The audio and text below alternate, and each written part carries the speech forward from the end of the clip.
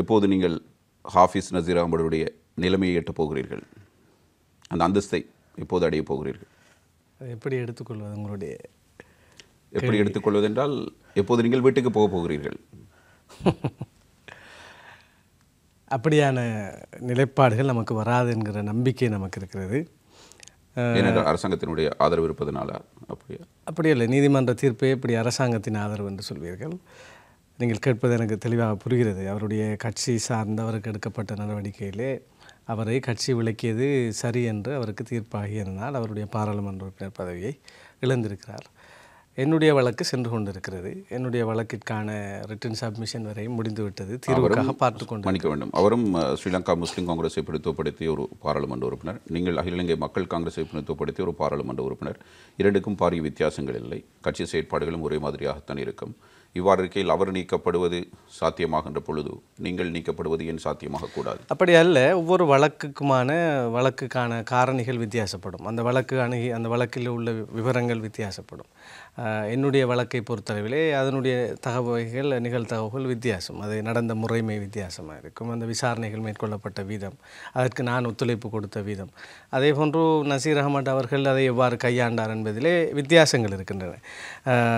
நாங்கள் வழக்கு தீர்ப்புகளை பார்க்கிற போது இவ்வாறான வழக்குகளுக்கு மாற்றமான தீர்ப்புகள் தான் இவ்வளவு காலம் வந்தது. அதாவது பாராளுமன்ற உறுப்பினருக்கு சாதகமான தீர்ப்புகள் தான் வந்தன. அதில் எப்போதுமே நேச்சுரல் ஜஸ்டிஸ் என்று விடயம் சொல்லப்படும்.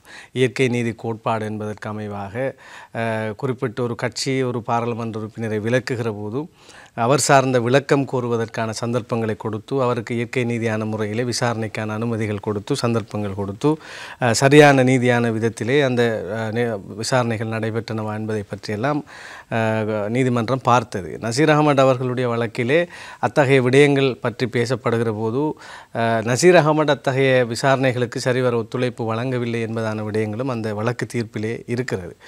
என்னை பொறுத்தளவிலே நான் உங்களுக்கு ஆரம்பம் முதல் சொல்லி வருகிற ஒரு விடயம், இயற்கை நீதி கோட்பாடு என்பது முற்றுமுழுதாக மறுதளித்து அதற்கு எதிராக நடந்து கொண்டவர்களாக நான் கட்சிக்காரர்களைத்தான் எப்போதும் இந்த நிகழ்ச்சிகளிலும் சொல்லி வந்தேன். இதுவரையிலும் தீர்வு எட்டப்படவில்லை. அந்த தீர்வுக்காக பார்த்து கொண்டிருக்கின்றோம். அவர்கள் முன்னெடுத்த செயல்முறைகளில் பிரச்சனைகள் இருக்கிறதா? இல்லை, அது ஒரு நீதிமன்றத்திலே வழக்கு இருக்கிற போது அதை பற்றி நாம் விரிவாக பேச முடியாது. ஆனால் தொடுத்தது நீங்கள் தானே? அந்த விடயமும் கூட அந்த கட்சியால் தலைமையால் சில பேரிடத்தில் சொல்லப்படுவது வழக்கு நாங்கள் தொடுக்கவில்லை, அவர் தான் தொடுத்தார் என்று. எனவே நான் இந்த பொதுமக்களுக்கு இதனை புரிய வைக்க வேண்டிய ஒரு தேவைப்பாடு இருக்கிறது. ஒரு கட்சி ஒரு குறித்த பாராளுமன்ற உறுப்பினரை நீக்குவதாக முடிவெடுத்து அவர்களுடைய உயர்பீடம் தீர்மானித்ததன் பிற்பாடு அந்த கட்சியின் உயர்பீட செயலாளர் பாராளுமன்ற செயலாளருக்கு நாங்கள் இவரை கட்சியின் உறுப்புரிமையிலிருந்து நீக்கிவிட்டோம் என்று உடனடியாக இவருடைய பாராளுமன்ற உறுப்பினர் பதவியை நீக்குங்கள் என்று ஒரு கடிதம் கொடுப்பார்கள். எனக்கு நடந்ததும் அதுதான். அவ்வாறு அவர்கள் கடிதம் கொடுத்ததன் பிற்பாடு பாராளுமன்ற செயலாளர் அதனை குறித்த பாராளுமன்ற உறுப்பினருக்கு அறிவிப்பார். இப்படி உங்களுடைய கட்சி உங்களை நீக்கியதாக கடிதம் அனுப்பியிருக்கிறார்கள், உங்களுடைய பாராளுமன்ற உறுப்பினர் பதவியை வரிதாக்குவதாக முடிவெடுத்திருக்கிறார்கள், உங்களுடைய நடவடிக்கைகளை நீங்கள் மேற்கொள்ளுங்கள் என்று சொல்வார். கான்ஸ்டிடியூஷன் என்ன சொல்வது என்றால், அவ்வாறு ஒரு தீர்மானம் எட்டப்பட்டு செயலாளரிடம் கடிதம் சென்றதன் பிற்பாடு 1 மாத காலத்திற்குள் நாங்கள் சுப்ரீம் கோர்ட் உச்ச நீதிமன்றத்திலே என்னை நீக்கியது பிழை என்பது தொடர்பாக நான் ஒரு வழக்கு தாக்கல் செய்து அந்த வழக்கு ஏற்றுக்கொள்ளப்பட்ட நீதிமன்றத்தால் அதனுடைய தீர்வு எட்டப்படும் வரையிலும் என்னுடைய பாராளுமன்ற உறுப்பினரை பாதுகாக்கலாம். அதாவது கட்சியின் தீர்மானத்தின்படி நீக்கப்பட கொடுத்த அந்த கோரிக்கையை நான் தடுத்து வைத்திருக்கிறேன். அதுதான் எனக்கும் நடந்திருக்கிறது. நான் இப்பொழுது கட்சி தலைவர் உட்பட பலரும் அவர்தான் வழக்கு போட்டார் என்பதெல்லாம் வேடிக்கையான ஒரு கருத்து. கடந்த காலங்களில் இருந்த எம்பிக்களும் அதனைத்தான் செய்தார்கள். வழக்கு அவர் தான் போட்டதை நான் தானே போட வேண்டும். கட்சியை வழக்கு போடுவதில் இன்னும் ஒரு பக்கம் இருக்கிறது. நீங்கள் நிரபராதி என்பதை நிரூபிப்பதற்கு என்று இருக்கிறது.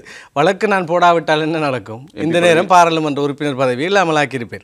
எனவே நீங்கள் கட்சியை விட்டு நீக்கியதும், நீங்கள் பாராளுமன்ற செயலாளருக்கு வரை நீங்கள் எம்பி பதவியிலிருந்து நிறுத்துங்கள் என்று நீங்கள் கடிதம் கொடுத்ததன் பிற்பாடு வழக்கு நான் போட்டாக வேண்டிய ஒரு நிர்பந்தத்திற்குள்ளாகிறேன். எனவே நான் வழக்கு தொடுத்திருக்கிறேன் என்றால் என்னை பாதுகாப்பதற்கும் என் பாராளுமன்ற உறுப்பினர் பதவியை பாதுகாப்பதற்கும் நீதியை பாதுகாப்பதற்குமாகத்தான் நான் வழக்கு தொடுத்திருக்கிறேன். எனவே நான் வழக்கு தொடுத்தது அவர்தான் என்ற அந்த சில்லறைத்தனமான விமர்சனங்களை சில இடங்களில் முன்வைப்பதை பார்க்கிறேன் கட்சி சார்ந்தவர்கள் தலைமை உட்பட. அதை நான் மறுதளிக்கிறேன். இந்த பார்த்து கொண்டிருக்கின்ற பார்வையாளர்கள் அதை புரிய வேண்டும். அந்த அடிப்படையிலே என் தரப்பு நியாயங்களை சரியான விதத்திலே நான் அதனை சொல்லி இருக்கின்றேன். நாங்கள் ரிட்டன் சப்மிஷன் வரையிலும் முடித்து விட்டோம். அதுக்கு பிறகு கட்சியில் இது தொடர்பான ஒரு ஒழுக்காற்று விசாரணையோ அல்லது நீங்கள் அரசு தரப்புக்கு ஆதரவு அளித்தமை தொடர்பிலான ஒரு விசாரணை ஒன்று இடம்பெற்றிருக்கும். அது முறையாக இடம்பெறவில்லை என்பது அவங்களுடைய அப்படி அல்ல. நீங்கள் நீதிமன்றத்தில் எதனை வாதமாக முன்வைக்க ஆரம்பத்திலே 20வது திருத்தத்திற்கான விசாரணை என்ற பெயரில் மூவரையும் விசாரணைக்கு அழைத்தார். நான் 20க்கு வாக்களிக்கவும் இல்லை. அதற்கு நான் தெளிவான பதிலை கொடுத்தேன். 20வது திருத்தத்துக்கு நான் வாக்களிக்கவில்லை. டுவல் சிட்டிசன் என்பதற்கு தான் வாக்களித்தேன். 20வது திருத்தத்திற்கு வாக்களித்த இருவருக்கும் கூட அந்த 20வது திருத்தத்தினூடாக ஒரு முடிவெட்டப்படவும் இல்லை. அவர்களை கட்சியை விட்டு நிற்கவும் இல்லை. அதிலே குறிப்பாக பாராளுமன்ற உறுப்பினர் அலி சப்ரி ரஹீம் அவர்கள் ஒரு கடிதமே கொடுத்திருந்தார். இந்த 20வது திருத்தத்தினுடைய வாக்களிப்பு தொடர்பிலே தலைமையங்களுக்கு வாக்களிக்க சொன்னார். அவரையும் விசாரியுங்கள் என்று ஒரு கடிதமே கொடுத்தார். பொலிட்டிக்கல் அத்தாரிட்டி, அரசியல் உச்சபீடத்தில்.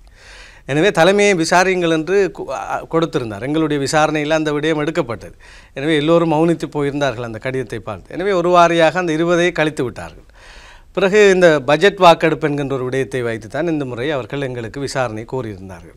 நான் ஆரம்பத்திலிருந்தே சொன்னேன், பாராளுமன்ற உறுப்பினர் ஆவதற்கு முன்பிருந்தே ஒரு உட்கட்சி ரீதியாக என்னை வீழ்த்த வேண்டும் என்பதான ஒரு போக்கு இருந்தது. எனக்கான ஒரு பாதுகாப்பின்மை, இவை போன்ற விடயங்களில் அடுத்து எங்களுடைய ஊர், எங்களுடைய மக்கள், எங்களுடைய மாவட்டத்தினுடைய பிரச்சினைகள் தீர்க்கப்பட வேண்டும் என்பதை தாண்டி வேறு வகையான அஜெண்டாக்களிலே எனக்கு எந்த அக்கறையும் இல்லை. நான் ஒரு பாராளுமன்ற உறுப்பினராக வந்தது ஏனென்றால் ஒரு தீர்வை மக்களுக்கு பெற்றுக் கொடுக்க வேண்டும் என்றால் நான் ஊடகவியலாளராக இருந்தும் கேள்வி கேட்டுக்கொண்டு இருந்துவிட்டு பாராளுமன்ற உறுப்பினராகவும் கேள்விதான் கேட்பவனாக இருப்பேன் என்றால் அதில் அர்த்தமில்லை. பதிலை கொடுக்க வேண்டிய ஒரு பொறுப்பு என்னிடம் இருந்தது.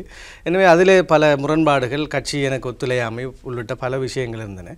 இந்த பட்ஜெட் வாக்கெடுப்பு தெரிந்ததா? இந்த கட்சியில் இருந்து கொண்டு நான் மக்களுக்கு கொடுத்த வாக்குறுதி நிறைவேற்ற முடியாது என்பதை நீங்கள் உணர்ந்து கொண்டீர்கள். அதாவது எம்பியாக தெரிவு செய்யப்பட்டவுடனே உங்களுக்கு நிச்சயமாக நான் உங்களிடம் சொன்னேன், மூதுமாக விகாரை மண்மலை விவகாரம் சம்பந்தமாக 450-500 குடும்பங்கள் எழுப்ப பார்க்கிறார்கள், தடுக்க வேண்டும் என்று.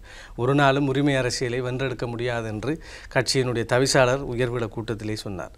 தலைவர் சொன்னார், அங்கே 500 வீடு போனால் போட்டும், இவரெங்காவது கட்டி கொடுப்போம் என்றால். எங்களுடைய நிலம் 100% முஸ்லீம்கள் வாழ்ந்த நிலம். இந்த நிலத்திலே 1 இன்ச் நிலத்தை கொடுத்தாலும் அதை எப்படி ஏற்றுக்கொள்ள முடியும்? எனவே அந்த ஊரில் பிறந்தவன் என்பதால் அந்த வலியை உணர்ந்தவனாக நான் இருந்தேன். அதனை இழக்கச் செய்துவிட்டு இன்னும் ஒரு இடத்தில் கட்டி கொடுப்பது என்பது அரசியல் அல்ல. அது உண்மையான ஒரு அரசியல் போராட்டமும் அல்ல. எனவே அந்த கருத்தை கேட்டுக்கொண்டு கட்சி தான் முக்கியம், தலைமைகள் சொல்வது வேத வாக்கு, நாம் அதோடு இருந்து கொள்வோம் என்று நான் இருந்திருப்பேனாக இருந்தால் இன்று இந்த மண்மலை விவகாரத்துக்கு ஒரு முடிவெற்றிருக்காது. நான் அன்று அந்த முடிவை எட்டிய போது கட்சியை விட்டு சென்று விட்டார், தலைமைக்கு கட்டுப்படவில்லை, அவர் துரோகம் செய்து விட்டார், அப்படி பல பேர் விமர்சனம் செய்தார்கள். அந்த விமர்சனத்தை நான் ஏற்றுக்கொண்டு என்ன கதைத்தேன், இந்த பிரச்சனைகள் தீர்க்கப்படுகிற போது நீங்கள் அதிர்வு நிகழ்ச்சியின் பல நிகழ்ச்சிகளை மீண்டும் பார்த்தாலே சொல்லியிருப்பேன். நான் இந்த பிரச்சனைகள் தீர்க்கப்படுகிற போது நான் அன்று டுவல் சிட்டிசன்ஷிப்புக்கு வாக்களித்ததாக இருக்கலாம், அல்லது அரசு சார்ந்து இயங்க வேண்டிய சூழல் உருவானதிலே இந்த பிரச்சனைகளை தீர்க்க வேண்டும், மக்களுக்கு தீர்வை கொடுக்க வேண்டும் என்ற ஒரு உண்மையான நோக்கத்தை தவிர வேறு எதுவும் இருக்கவில்லை. அதை இப்போது பலர் உணர்ந்திருக்கிறார்கள். அந்த அடிப்படையில் அவ்வாறு நான் எடுத்த முயற்சியின் காரணமாக பல அரசாங்க மட்டத்தில் பலருடனும் பேசி அவர்களிடம் நியாயங்களை, உண்மைகளை எடுத்து எம்பி மண்மலையினுடைய பிரச்சனையை எப்போது தீர்த்து விட்டேன். அங்கிருந்த இராணுவத்தை வெளியேற்றியிருந்தேன். அதே போன்று மக்களுடைய வீடுகளுக்கு சென்று கட்ட முடியாது, தண்ணீர் கிணறு தோன்ற முடியாது என்ற கெடுபிடுகளை குறைத்திருந்தேன். கட்டடங்களை கட்டுவதற்கான அனுமதி, அதற்கான நடவடிக்கைகள் மேற்கொண்டிருந்தாலும் ஒரு வர்த்தமானி அறிவித்தலூடாக இதுக்கு முற்றுப்புள்ளி வைக்க வேண்டும் என்று பலர் கூறியிருந்தார்கள். அந்த வர்த்தமானி அறிவித்தலும் வந்து இப்பொழுது அதற்கான ஒரு தீர்வு எட்டப்பட்டிருக்கிறது. எனவே கட்சிகள் தான் முக்கியம், தலைமைகள் தான் முக்கியம், அவர்கள் சொல்வது தான் வேத வாக்கு, மக்கள் பிரச்சனையாக ஒரு புறமாக இருக்கட்டும் என்ற போக்கோடு இருந்திருப்பேனாக இருந்தால், இவர்கள் வழியில் சென்றிருப்பேனாக இருந்தால் பல பேர் கட்சி சார்ந்தவர்கள் என்னை நல்லவராக பார்த்திருப்பார்கள், இந்த விமர்சனங்கள் குறைந்திருக்கும். ஆனால் என்னுடைய சமூகம், என்னுடைய மக்கள் இன்று தங்களுடைய வாழ்விடம், இருப்பிடத்தை இழந்து வேறெங்கோ போய் ஒரு அகதியாக குடியேற வேண்டிய ஒரு சூழல் தான் ஏற்பட்டிருக்கும். எனவே நான் மனதளவிலே மிக திருப்தியாக இருக்கின்றேன். அதே போன்றுதான் எனக்கு நம்பிக்கை இருக்கிறது. இந்த வழக்கிலும் எனக்கு நீதி கிடைக்கும் என்ற ஒரு நம்பிக்கை இருக்கிறது. ஏனென்றால் இந்த வழக்கு விசாரணைகளிலே எல்லாவற்றிற்கும் ஒத்துழைப்பு கொடுத்தவர் நான். அவர் சில நேரங்களில் இந்த கட்சி தலைமை பல இடங்களில் சில முரண்பாடான கருத்துக்கள் சொல்வதை பார்த்தேன். அதில் ஒன்று அவர் சொல்கிறார் என்னவென்றால், நான் எல்லா விசாரணைக்கும் ஒத்துழைப்பு கொடுத்தேனா, விசாரணைக்கு சென்றிருக்கிறேன், பதில்களை அனுப்பியிருக்கின்றேன், அதனால் அவருக்கு நாங்கள் ஆக்ஷன் எடுத்தோம், இவர்கள் ஒத்துழைப்பு தரவில்லை.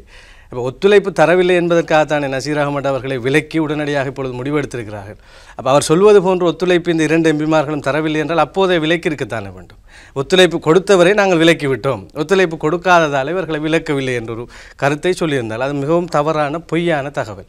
கடைசியாக என்னை விசாரணையிலே கட்சியை விட்டு விலக்குகிறோம் என்று தீர்மானம் எடுத்த போது 3 சட்டத்தரணிகள் சகிதம் நாங்கள் 3 சென்றிருந்தோம். அவர் தலைவர் சில இடங்களில் பேசுகிற போது எப்படி பேசுவார் என்றால் 3 சட்டத்தினோடு நான் வந்தேன், அவர்கள் ஒத்துழைப்பு தரவில்லை என்று. அவர்கள் மூவரும் வந்திருந்தார்கள். இப்பொழுது உண்மையாக ஊடகவியலாளர்கள் கடைசியாக நடந்த விசாரணையில் பிரசன்னமானவர்களை நீங்கள் தேடி பார்த்தால் கட்சி தலைமை பொய் சொல்கிறார் என்பதை இலகுவாக புரிந்து கொள்ள முடியும். என்ன செய்வார்கள், மணித்தியால கணக்கில் விசாரித்து, ஏனென்றால் அவர்களுடைய நோக்கமாக இருந்தது என்னை எப்படியேனும் கட்சியை விட்டு வெளியே போட்டு எம்பி பதவியை பறிக்க வேண்டும் என்பது. பல மணி நேரம் விசாரணை. என்னுடைய விசாரணையின் முடிவில் எனக்கு பேசுவதற்கு ஒரு வார்த்தை, ஒரு சந்தர்ப்பம் கூட தராமல் உடனடியாக என்னை கட்சியிலிருந்து நீக்குவதான தீர்மானத்தை எடுத்தார்கள். ஏனையவர்கள் 10 நிமிடங்களில் இன்னும் ஒரு தேதியை கொடுத்தார்கள். இன்னும் ஒரு தேதியை கொடுத்து அந்த பட்ஜெட் விவகாரத்திற்காக இவரை விளக்கவும் இல்லை. இப்பொழுது அலி சப்ரி ரஹீம் பாராளுமன்ற உறுப்பினர் அவர்களை தங்கம் கடத்தியதற்காக விலக்கி விட்டோம் என்று ஒரு புதிய ஒரு கதை ஒன்று கேட்டேன். ஏன் 20வது திருத்தத்திலே அந்த விளக்கத்தை செய்யவில்லை? ஏன் இந்த என்னுடன் சேர்த்த விசாரணையிலே உங்களால் விளக்க முடியாமல் இருந்தது? இப்பொழுது தங்கம் கடத்தியதை உள்ளே கொண்டு வருகிறார்கள். எனவே அவர்கள் ஒரு தூர நோக்கத்திற்காக என்னை நீக்க வேண்டும் என்பதிலே அப்போதும் இப்போதும் எப்போதும் குறியாக இருந்தார்கள். நான் என்னுடைய மக்களுக்கும் சொல்லியிருக்கிறேன், மக்களுடைய பிரச்சனைகளிலே நீங்கள் கேள்விப்பட்டிருப்பில் 2-3 தினங்களுக்கு முன்பதாக இத்தனை வருடமாக நாங்கள் சப் டிப்போவாகவே எங்களுடைய பஸ் டிப்போ இருந்தது. பொத்துவில் பஸ் டிப்போவுக்கென வந்த 2 லக்ஸரி சொகுசு பஸ்ஸுகள் நான் ஊடகத்தில் பணியாற்றிய போது புத்துவிலுக்கு செல்கிறதாம் சொகுசு பஸ் 2 என்று கேள்விப்பட்டேன் அந்த நேரம். ஆனால் பிறகு பார்த்தோம், இங்கிருந்து அமைச்சியிலிருந்து வெளியாகிய பஸ் பொத்துவிலுக்கு போகாமல் வேறொரு டிப்போவுக்கு சென்றதாக நாங்கள் மிகவும் கவலைப்பட்டோம் எங்களுடைய ஊர் மக்கள். இப்போது நாங்கள் நேற்று முன்தினம் அதனை பிரதான பஸ் டிப்போவாக தசாப்தங்களாக இருந்த பிரச்சனை டிப்போவாக தரம் உயர்த்தி அதே குளிரூட்டப்பட்ட பஸ் சேவைஸ் இப்போ புத்துவில் அருகாமையிலிருந்து கட்டுநாயக்காவுக்கு நாங்கள் தொடங்கி வைத்து விட்டு தான் நான் இப்போது வந்திருக்கின்றேன். எனவே மக்களுடைய பிரச்சனைகளை தீர்க்காத, உரிமைகளை வென்றெடுக்காத ஒரு அரசியல் என்பது செல்லா காசு என்பது என்னுடைய நம்பிக்கை. அந்த அடிப்படையிலே நான் என்னுடைய பயணத்தை தூய்மையாக கொண்டு செல்கிறேன். அப்படியானால் முஷாரஃப் எம்பி கட்சி ரீதியான கொள்கைகளோடு இணங்கி போகிற ஒருவர் அல்ல. கொள்கைகள் கட்சிகளிடம் இல்லை என்பதான பிரச்சனையாக இருக்கு. நீங்கள் கண்ட உண்மையாக நான் என்னுடைய மிகப்பெரிய பாரிய குற்றச்சாட்டு, நான் வளமையாக பேசுகிற விடயம்தான், தேர்தல் மைய அரசியலில் நான் இல்லை, தேச மைய அரசியலாக இருக்க வேண்டும் என்று சொல்வேன். கட்சிகளிடம் கொள்கைகள் இருக்க வேண்டும். என்ன கொள்கை சும்மா நான் கேட்கிறேன், நீங்கள் 2 கட்சி தலைமையில் கூட உங்கள் கட்சி கொள்கைகள் என்னென்னு கேட்போமே. நாம் முக்கியமான விஷயங்கள், சமூகம் சார்ந்த விஷயங்களில் ஒரு கட்சியினுடைய வகிபாகம் என்ன? இன்றைக்கு பல ஆயிரக்கணக்கான காணிகள் விடுவிப்பதற்கான வேலைகளும் நான் முடிந்து, அதற்கும் நான் அடுத்த நிகழ்ச்சிக்குள் வருவதற்கு முன்பு இறைவன் இன்னும் சில தீர்வுகளோடு நான் நீங்கள் டிசம்பர் மாதத்துக்குள் மக்களுக்கு கொடுத்த வாக்குறுதி நிறைவேற்றும் என்ற வாக்குறுதியை நீங்கள் மீண்டும் உறுதியளித்திருக்கிறீர்கள். நிச்சயமாக இப்போதும் அதைத்தான் நான் சொல்கிறேன். எங்களுடைய பொத்துவிலே மிக நீண்ட காலமான தேவைகளாக இருந்த வைத்தியசாலையை மத்திய அரசோடு இணைக்கிற வேலை நான் டைப் பியிலிருந்து ஏஆக தரம் உயர்த்தினேன். அது ஒரு தீர்வு. அது நிரந்தர தீர்வாக நாங்கள் மத்திய அரசோடு இணைக்கிற வேலை இன்னும் சில நாட்களில் முடியும். அதே போன்று எங்களுடைய கல்வி வலய பிரச்சனை, அதுவும் தசாப்தங்களாக ஒவ்வொரு தேர்தல் மேடையிலும் பேசாதவர்களே இருக்க மாட்டோம். உங்களுக்கு உடனடியாக கல்வி வலயத்தை பெற்றுத் தருவேன் என்று யாரும் பெற்றுக் கொடுத்ததாக இல்லை. அந்த விவகாரமாக இருக்கலாம். அதே போன்று ஏனைய இடங்களிலும் கூட நீங்கள் பார்த்திருப்பீர்கள், மருதமனை சுனாமி வீட்டு திட்டம் எத்தனையோ வருடங்களாக வைத்திருந்தால் நான் டிசிசி சேர்மனாக வந்து ஒரு கூட்டத்திலே விடயத்தை அறிந்து கொண்டு அடுத்த கூட்டத்திற்கு இடையிலே அதில் பல அதிகாரிகளுடைய துணை இருந்தாலும் அதனை நடத்தி முடிக்க வேண்டும் என்பதிலே நான் மிகவும் சிரமப்பட்டு அதனை செய்து முடித்தோம். சம்பு நகர் என்ற ஒரு பிரதேசம் அட்டாலை சென்னையில் சம்பு நகர் என்று மாற்றுத்திறனாளிகளுக்கான வயோதிபர்களுக்கான ஒரு குடியேற்ற திட்டம் ஒன்றை செய்து கொடுத்தார்கள் சுனாமியின் பிற்பாடு. அவர்களுடைய ஆவணங்கள் அவர்களுக்கு இல்லை, அதனால் அவர்களுக்கு எந்த வேலையும் செய்து கொள்ள முடியாத நிலை. அதனை நாம் பெற்றுக் கொடுத்தோம். இப்படி இன்னும் என்னுடைய லிஸ்ட் நீண்டு கொண்டே போகும். அடுத்தடுத்த நிகழ்ச்சிகள் வரும்போது எனக்கு தைரியமாக இதை செய்தேன் என்று சொல்ல முடியும் என்ற நம்பிக்கையோடு தான் இப்போதும் பேசுகிறேன். எனவே இவைகள் செய்வதற்கான, செய்து கொடுப்பதற்கான ஒரு மார்க்கம் இந்த கட்சிகளிடம் இருக்குதா என்று பார்த்தால் அவைகள் பற்றிய ஒரு பார்வையும் இல்லை, அதை பற்றி தேடலும் இல்லை. இல்லாவிட்டால் ஏன் இந்த 3% எம்எச்எம் அஷ்ரஃப் அவர்களுடைய மறைவுக்கு பிறகு நாங்கள் சொல்லிக்கொள்ளும்படியான என்ன வேலை நடந்திருக்கு இந்த சமூகத்திற்குள், அதை எல்லாம் ஒரு புறம் வையுங்கள். இன்று காணி பிரச்சனையாக இருக்கலாம், அல்லது வேறு முஸ்லீம் சமூகத்தினுடைய வரலாறுகளை நாங்கள் எடுத்து இந்த வரலாறுகளை பேணி பாதுகாக்கிற, அல்லது எங்களுடைய முதுசங்களை அடையாளங்களை பேணுகின்ற, அது பற்றி ஆவணப்படுத்துகின்ற இப்படி பெருமதியான வேலைகளை முஸ்லீம் கட்சிகள் செய்கின்றனவா? என்னுடைய கேள்வி. இப்பொழுது பார்ப்போம், ஃபர்தா அணிந்து கொண்டு சென்ற ஆசிரியை பிரச்சனையை குரல்கள் என்ற ஒரு அமைப்பு தான் வழக்கு போட்டு வெல்ல வேண்டிய ஒரு நிலை தான் இந்த நாட்டில் இருக்கிறது. அதே போன்று ஒருவர் தாடி வைத்து சென்று விட்டார் என்பதற்காக பரீட்சைகள் தான் அதையும் அந்த குரல்கள் அமைப்பு செய்தது. இதுபோன்று அந்த HEO என்கின்ற ஒரு நிறுவனம் தான் அம்பாறை மாவட்டத்தில் உள்ள அனைத்து காணிகளினுடைய விடயங்களையும் ஆராய்ந்து அதற்கான நூல் உருவாக்கம் செய்து, வீடியோ உருவாக்கம் செய்து, அதுதான் எங்களுக்கு இப்போது காணிகளை விடுவிப்பதற்கான முயற்சிகள் செய்கிற போது அதுதான் எனக்கு ஒரு மிக முக்கியமான ஒரு ஆவணமாக இருந்தது. இருந்தது. எனவே இவ்வாறான சிவில் சமூகங்கள் இந்த சமூகத்தினுடைய நன்மைக்காக உரிமைக்காக பங்காற்றிய அளவிற்காக கட்சிகள் நடந்திருக்கிறதா என்றால் இல்லை. வருடத்திற்கு ஒரு முறை மாநாட்டில் தலைவராகவே இருப்பார். யாரும் எந்த தலைவர் மாற்றுவதும் இல்லை. பிரதி தலைவர்களிலே முன்ன பின்ன 1-2 சின்ன மாற்றங்கள் வரும். பிறகு வேறு சில டிரெக்டர் போஸ்ட்டுகள் கொடுக்கப்படும். இதனை தவிர ஒரு கட்சி என்ன செய்கிறது என்ற கேள்விக்கு இந்த சமூகம் பதில் சொல்லட்டும். இல்லை, அது நிதர்சனமான உண்மை நீங்கள் சொல்கிற விடயம். ஆனாலும் முஷாரப் அவர்களே, நீங்கள் தேர்தல் ஒன்றை சந்திக்க வேண்டுமாக இருந்தால் உங்களுக்கு என்ற ஒரு கட்சி தேவை. நீங்கள் தனியான கட்சி ஒன்றை உருவாக்கும் நோக்கத்தில் இருக்கிறீர்கள், அல்லது விரைவில் தேர்தல் வர இருக்கிறது, 2 தேர்தல்கள் நடத்தப்பட இருப்பதாக ஜனாதிபதியும் கூறியிருக்கிறார். அடுத்த தேர்தலை நீங்கள் எப்படி சந்திப்பீர்கள்? இல்லை, தேர்தல் கணக்கு அது வித்தியாசமான ஒரு வகையான கணக்கு. நான் எப்போதும் சொல்வேன், தேர்தல் மைய அரசியல் என்பதற்கு முதன்மையான இடம் கொடுக்கவில்லை. நான் பிரச்சனைகளை தீர்க்க வேண்டும், அதில் குறியாக இருக்கிறேன். என்னுடைய மக்கள் தான் எனக்கு எல்லாம். நான் தேர்தல் மேடைகளில், கடந்த தேர்தல் மேடையில் பொது தேர்தலில் பேசுகிற போது கூட சொன்னேன், மக்கள் தலைமை கட்சி என்று நான் சொன்னேன். தலைவரை வைத்துக்கொண்டு கூட சொன்னேன். நான் மக்கள் தான் முதன்மை, அதுக்கு பிறகு தலைமை, அதற்கு பிறகு தான் கட்சி. இது என்னுடைய நிலைப்பாடாக நான் பாராளுமன்ற தேர்தல் மேடைகளிலே எங்களுடைய பிரதேசங்களில் பேசிய வார்த்தை. இப்போதும் அதைத்தான் சொல்கிறேன். மக்கள் தான் எல்லாம். மக்கள் பிரச்சனைகளை அம்பாறை மாவட்டத்தில் கணிசமாக தீர்த்து வருகிற போது மக்கள் தான் எனக்கு வழிகாட்ட வேண்டும். எனக்கு தெரியாது, மக்களுக்கு தெரியும். இது உங்களுக்கு பொருத்தமான பாதை, இதில் போங்கள் என்றால் நான் போக தயாராக இருக்கிறேன். அதை தவிர எனக்கு வேறு நோக்கம், இந்த கட்சியோடு தான் இருக்க வேண்டும், அல்லது நான் இப்போது போராடுவதும் என்னுடைய கட்சி ஏசிஎம்சி தான். ஏசிஎம்சியிலிருந்து என்னை நீக்கியது தவறு என்று தான் நான் போராடி கொண்டிருக்கிறேன். ஆனால் நமக்கான ஒரு சௌகரியத்தை அங்கே உருவாக்கி, நம்மையும் ஒருவராக மதித்து, நம்மாலும் நன்மைகள் இந்த சமூகத்துக்கு நடக்கிறது என்பதை நம்பி நமக்கான ஒரு இடத்தை தருவதற்கு அவர்கள் தயங்கியதனாலும், அதற்கு எதிரான மாற்று நடவடிக்கைகள் மேற்கொண்டதாலும் தான் இந்த முரண்பாடு உருவாகி இருக்கிறது. எனவே இந்த முரண்பாடுகளில் யாராவது ஒருவர் புரிந்து கொள்ள வேண்டும். இதனுடைய தவறுகளை நீதிமன்ற தீர்ப்பினூடாக வேணும் புரிந்து கொள்ள வேண்டும். எனவே அவ்வாறான ஒரு சூழல்கள் வருகிற போது அதனை பார்த்து கொள்ளலாம். இப்போது நம் கடமையை நாம் செய்வோம் என்று சென்று கொண்டிருக்கிறேன். நீங்கள் கடுமையாக கடந்த காலங்களில் விமர்சிக்கப்பட்டீர்கள், அதை நீங்களும் உணர்ந்திருப்பீர்கள். ஆனாலும் மக்களுடைய பிரச்சனைகளை தீர்க்க வேண்டும் என்ற ஒரு உள்நோக்கம் உங்களுக்கு இருந்தது. அது தெளிவான விடயம். என்னோடும் நீங்கள் பகிர்ந்து கொண்டிருக்கிறீர்கள். இதே நேரத்தில் நீங்கள் குறிப்பிட்டீர்கள் மக்கள் தலைமை கட்சி என்று. நீங்கள் அரசாங்கத்தில் இணைந்து கொள்கிற பொழுது கட்சியை ஓரம் கட்டிவிட்டீர்கள், தலைமை ஓரம் கட்டிவிட்டீர்கள், மக்களையும் ஓரம் கட்டிவிட்டீர்கள். நீங்கள் தனியாக தனி முடிவெடுத்தீர்கள். மக்களே ஓரம் கட்டினேன். நான் அரசாங்கத்தோடு இல்லை, மக்களை கேட்டால் நீங்கள் செய்தீர்கள். நீங்கள் சொல்கிறீர்கள் தேர்தலை மக்களை கேட்டு சந்திப்பேன் என்று. பத்திரிகைகளில் நீங்கள் பார்த்திருந்தால் புரிந்திருக்கும். நான் பட்ஜெட்டுக்கு ஆதரவாக நான் வாக்களித்தது எங்களுடைய தீர்மானம் என்று என்னுடைய பிரதேசத்தை சார்ந்த பலரும், அதிலே ஜம்மியத்துல் உலமா தலைவர், அனைத்து பள்ளிவாயல் சம்மேளன தலைவர் உள்ளிட்ட எங்களுடைய ஊரினுடைய மிக முக்கியமான அனைவருமே தினகரன் பத்திரிகையிலே முதல் பக்கத்திலே வந்தது அந்த பத்திரிகையினுடைய செய்தி. அவர்கள் எல்லோரும் தெளிவாக சொன்னார்கள், நாங்கள் தான் அவரை அரசு சார்ந்து வாக்களிக்குமாறு வேண்டினோம். ஏன்னா எங்களுடைய மண்ணில் இருந்த பிரச்சனைகள் இன்றும் வித்தியாசம்தான்.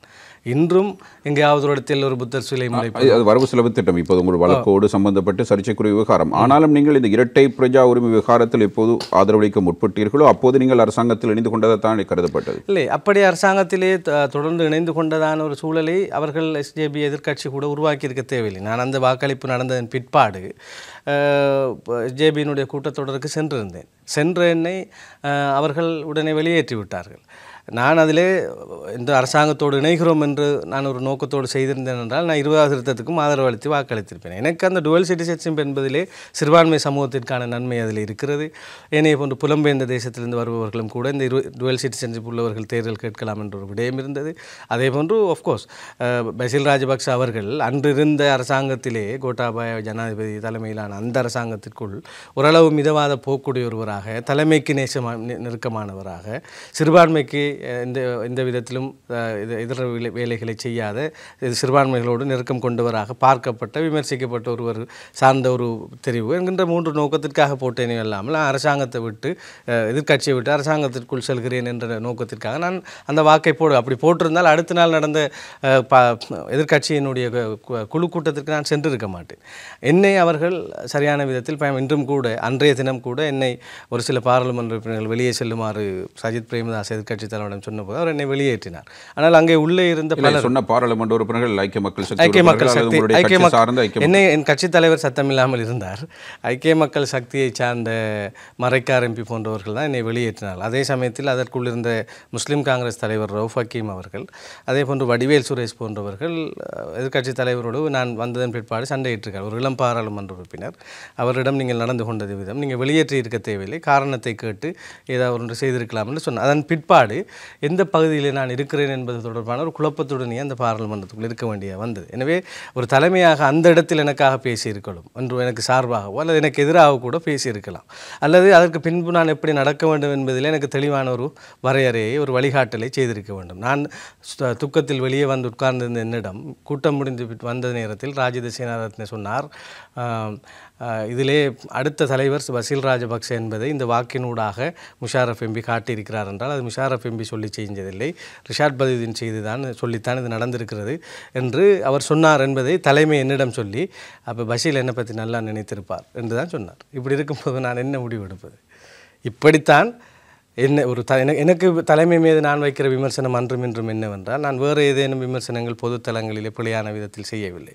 ஒரு தலைமையாக நீங்கள் என்னை வழி நடத்த தவறிவிட்டீர்கள், ஒரு தலைமையாக நீங்கள் நடுநிலைமையாக முடிவெடுக்க தவறிவிட்டீர்கள், ஒரு தலைமையாக நீங்கள் என்னை பாதுகாக்க இன்றும் தவறிக்கொண்டிருக்கிறீர்கள். அவர் சொல்வதொன்று செய்வதொன்றா? அப்படித்தான். நம்மிடம் நமக்கு சார்பாக பேசுவார், நமக்கு எதிரி என்று ஒருவர் இருந்தார், அவரிடம் அவர்களுக்கு சார்பாக பேசுவார். இருவரிடமும் அவர் எப்போதும் நல்லவராக இருக்க வேண்டும் என்ற நிலைப்பாட்டில் இதுதான் நான் அன்றும் இன்றும் சொல்கிற ஒரு குற்றச்சாட்டு. சரி, இதே நேரம் ஒருமித்த ஒரு கருத்து இருந்தது. ஸ்ரீலங்கா முஸ்லீம் காங்கிரஸ் தலைவரும் சரி, இலங்கை மக்கள் காங்கிரஸ் தலைவரும் சரி, இரண்டு தலைவர்களுமே அவர்கள் வாக்கு போடாவிட்டாலும் கட்சி உறுப்பினர்களை வாக்கு போட சொன்னதாகத்தானே ஒரு கருத்து நிலவி இருந்தது. ஒரு களுத்துறை மாவட்ட தேசிய பட்டியல் நாடாளுமன்ற உறுப்பினர் ஒருவரும் அது தொடர்பான கருத்தினை வெளிப்படுத்தி இருந்தார்.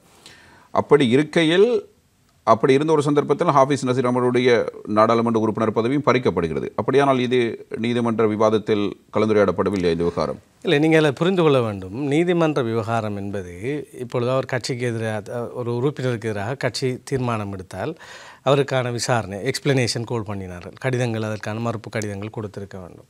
விசாரணைகளுக்கு அழைத்த போது இவர் பக்க நியாயங்கள் இருந்தால் இவர் சொல்லி இருக்க வேண்டும். அந்த விடயங்களிலே ஒரு சரியான முறைமையை இவர் ஒரு ஒத்துழைப்பு கொடுக்கவில்லை. இவருடைய இயற்கை நீதியை காப்பாற்றுவதற்காக கட்சி அதிகம் உழைத்தது. கடந்த காலங்களில் சரத்தமிழ்கமைக்கு பிறகான காலப்பகுதியில் எந்த ஒரு எம்பியும் அவர் நீக்கப்படவில்லை, அந்த நம்பிக்கையில் இவர் இருந்து விட்டார் என்பதாக ஒரு தீர்ப்பு அங்கே நீதிமன்றத்தால் வழங்கப்பட்டிருக்கிறது. அடுத்தது தீர்ப்பு ஒவ்வொரு விதமாக வரும். சரத்தன் சில்வா முன்னாள் நீதியரசர் அவர்களுடைய தீர்ப்புக்கு பின்னர் பல தீர்ப்புகள் அது சார்ந்ததாக இருந்தது. இப்போது பல விடயங்கள் இருக்கு. அதே போன்று இப்போது ஒரு தீர்ப்பு வழங்கப்பட்டிருக்கு இந்த பெஞ்சால். அப்புறம் அத்துரலி ரத்ன தேரர் அவர்களுடைய வழக்கும் வந்தது, அது வேறு விதமான தீர்ப்பு அங்கே வந்திருக்கிறது. இப்படி பல தீர்ப்புகள் இருக்கின்றன.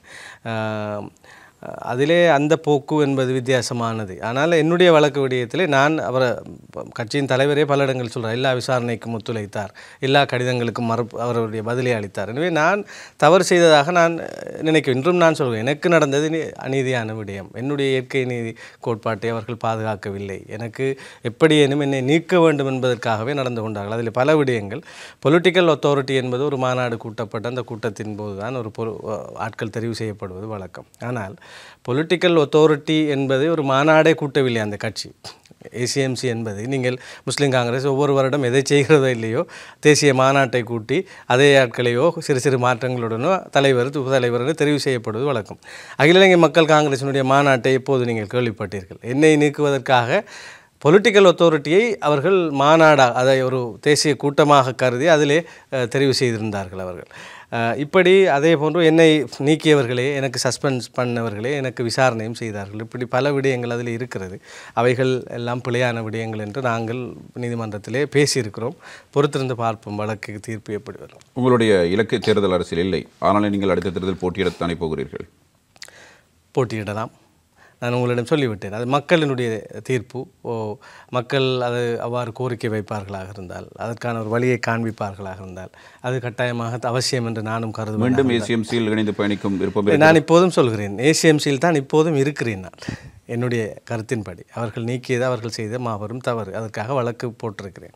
என்னுடைய தீர்ப்பு வந்து நீங்கள் ஏசிஎம்சி தான் என்று சொல்கிறதா, அல்லது அவர்கள் உங்களை நீக்கியது பிழை சரியானது, நீங்கள் ஏசிஎம்சி விட்டு செல்லுங்கள் என்று சொல்கிறதா என்பதை நாங்கள் தீர்ப்பில் இருந்தால் பார்க்க வேண்டும்.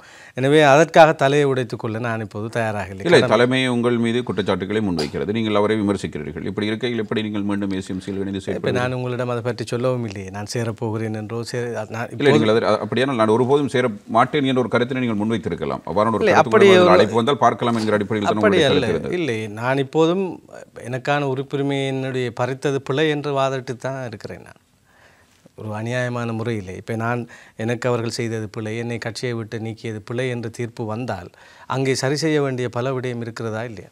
இல்லை, அவர்கள் சரி செய்து அழைத்தால் நீங்கள் போவீர்கள். அதை பேச வேண்டும். அது சரி செய்யப்படுமா, எனக்கான பாதுகாப்பு கிடைக்கப்பெறுமா என்பதை அதை என் மக்களிடம் நான் கையளித்திருக்கிறேன். நீங்களே பார்த்துக்கொள்ளுங்கள். நீங்களே சொல்கிறீர்கள் இவர்கள் மக்களுக்கான கட்சி அல்ல, இவர்கள் உரிமைசார் பிரச்சனைகளை கையில் எடுக்கப் போவதில்லை என்று. ஆனாலும் அவர்கள் இந்த பிரச்சனையை தீர்த்து கொண்டு வந்து என்னோடு கலந்துரையாடுவதற்கு இல்லை, அப்படி சொல்ல வரவில்லை. நான் இப்பொழுதோ என்னை நீக்கியது தவறு என்ற ஒரு தீர்ப்பு வருகிறது என்று வைத்துக்கொள்ளுங்கள். தவறு என்றால் அவர்கள் தரப்பிலே தவறு இருந்திருக்கிறது தானே. அந்த தவறு ஏன் இருந்தது என்பதற்கு நான் காரணங்கள் இப்போதும் சொல்கிறேன். என்னை தனிப்பட்ட முறையில் ஒரு எம்பி ஆக வேண்டும் என்று நினைக்கவில்லை. நான் எம்பியாக இயங்குவதில் அவர்களுக்கு திருப்தி இல்லை. எப்படி இனிமே எம்பி பதவியை பறிக்க வேண்டும் என்பதில் குறியாக இருக்கிறார்கள். இப்படிப்பட்ட ஒருவர்களிடம் பாதுகாப்பின்மை இருக்கிறது. எப்படி நான் போவது என்பதால் இன்றும் என்னுடைய நிலைப்பாடு. பாதுகாப்பை உறுதி செய்தால் நீங்கள் போவீர்கள். உறுதி செய்வதா இல்லையா என்பது பற்றிய விடயங்கள் நிறையவே இருக்கின்றன தானே. அதற்கு ஒன்று அவர்களுடைய தவறுகள். அவர்கள் இப்படிதான், மனிதன் தவறுக்கும் மறதிக்கும் இடையிலே படைக்கப்பட்டவன். தவறுகள் மறதிகள் நான் சொல்கின்ற கட்சிகளிடம் இருக்கின்ற ஒரு சமூகத்திற்கான ஒரு சரியான இயக்கம் கட்சிகளிடம் இல்லை என்று நான் சொல்வது ஒரு கட்சியை சார்ந்து நான் சொல்லவில்லை. அதையும் நான் உங்களிடம் தெளிவாக சொல்கிறேன். எமது கட்சிகளிடம் ஒரு இயக்கப்பாட்டு நிலைப்பாடுகள் இல்லை. எமது சமூகம் பற்றின ஒரு தூர நோக்குடன் கூடிய ஒரு அஜெண்டா ஒன்று இல்லை. நாம் சமூகத்துக்கு என்ன செய்ய வேண்டும் என்பதை கட்சிகள் செய்வதாக இல்லை. யாரோ எங்கோ வெளியிலிருந்து செய்ய வேண்டிய இவையெல்லாம் கட்சிகள் செய்ய வேண்டும் என்பது என்னுடைய ஆசை.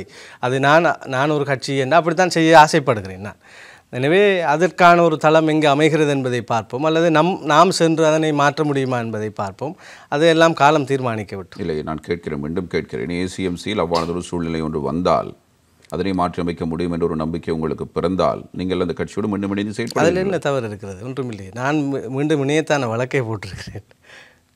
ஆனால் அதற்கான சரியான நம்பிக்கையும் எனக்கோ என் மக்களுக்கோ வர வேண்டும்.